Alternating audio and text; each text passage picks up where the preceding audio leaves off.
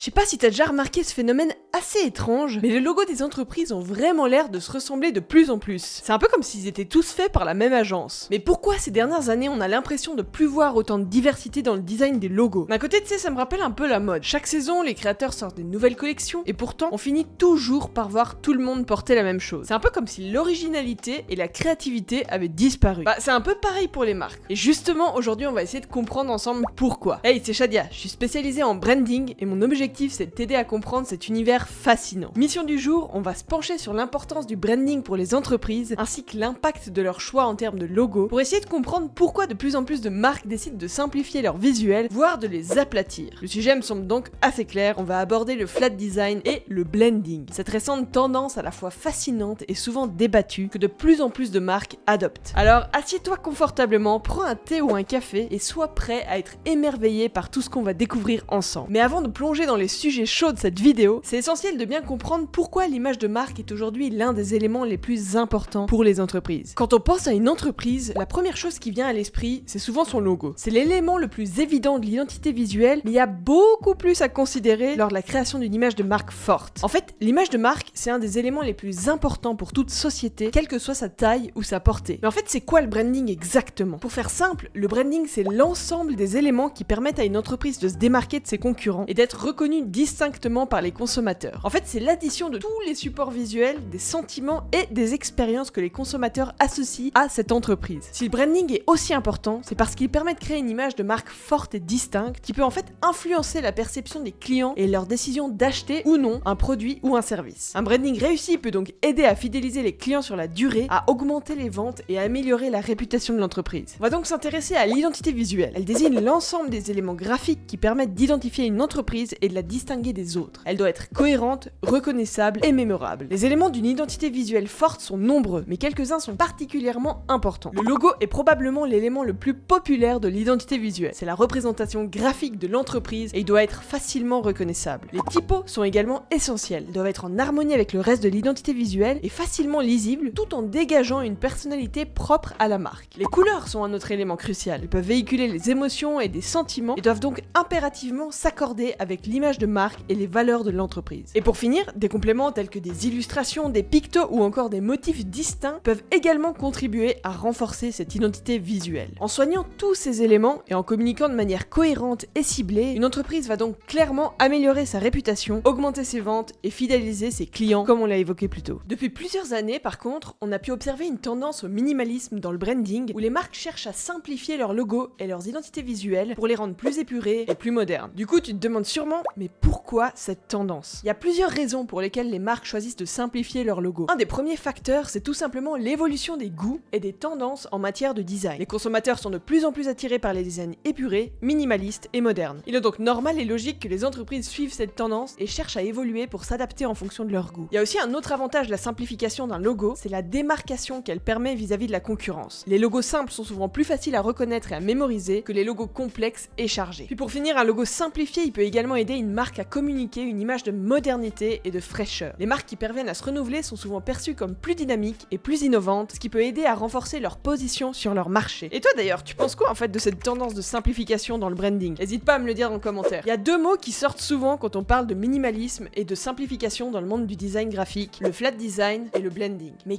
qu'est-ce qui signifie vraiment? Et surtout, en quoi est-ce qu'ils sont différents? Pour commencer, on va jeter un œil à l'histoire du flat design et à l'évolution du design de logo.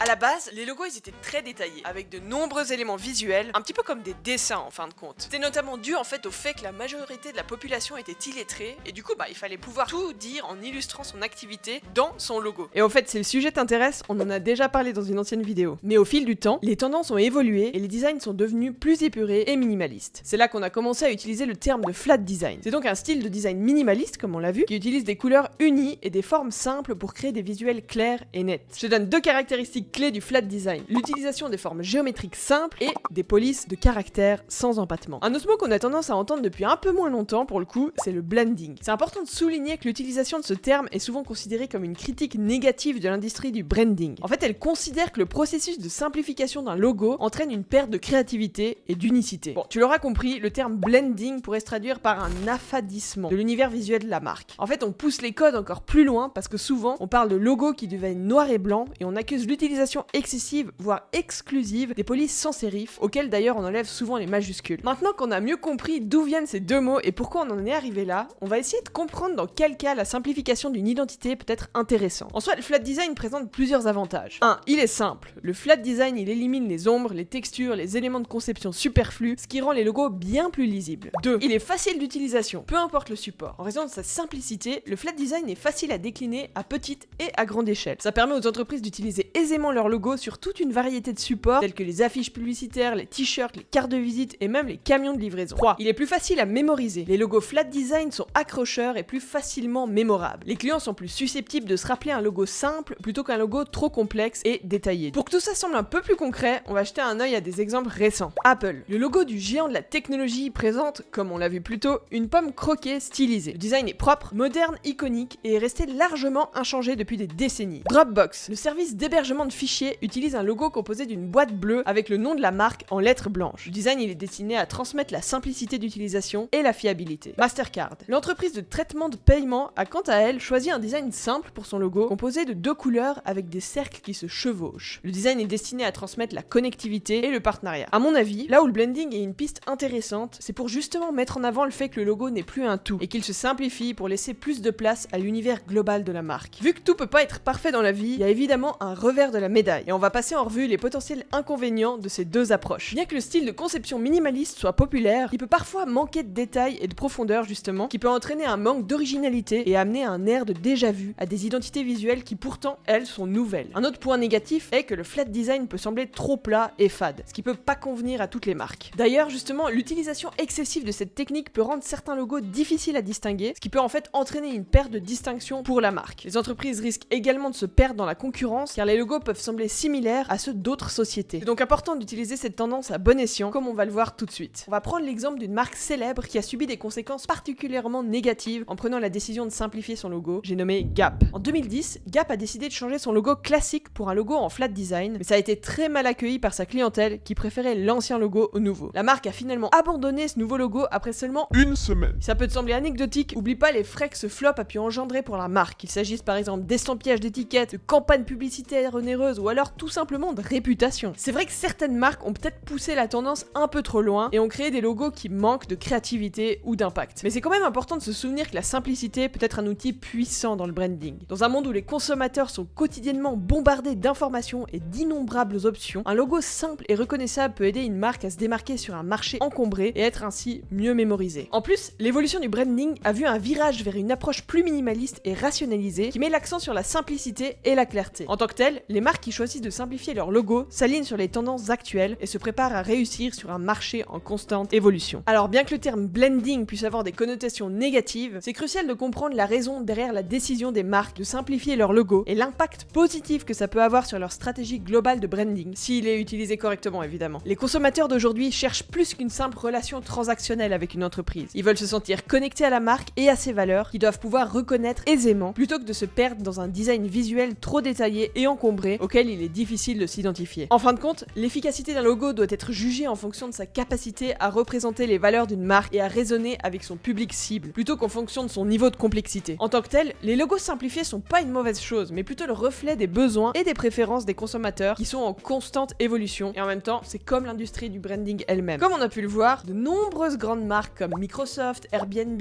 Apple ont adopté le flat design et le blending pour leur logo, ce qui montre à quel point ces styles ont eu un impact important sur le monde du branding. Par contre, c'est important de noter que chaque marque est unique et que les avantages et les inconvénients du flat design et du blending peuvent varier en fonction de leur situation. C'est donc crucial de réfléchir attentivement à l'identité de ton entreprise avant de décider d'adopter un style de logo ou un autre. En fin de compte, que tu choisisses le flat design, le blending ou tout autre style pour ton logo, l'objectif final c'est de créer une identité visuelle forte. D'ailleurs, si tu as envie de te poser ces questions pour ton entreprise, j'ai justement développé un diagnostic de marque disponible en description. Ça va te permettre de te poser les bonnes questions liées à ta marque, que ce soit théorique ou en termes de visuel. N'hésite pas à le télécharger, c'est gratuit. Merci d'avoir regardé cette vidéo jusqu'au bout, oublie pas de liker et de t'abonner, et à bientôt dans une prochaine vidéo.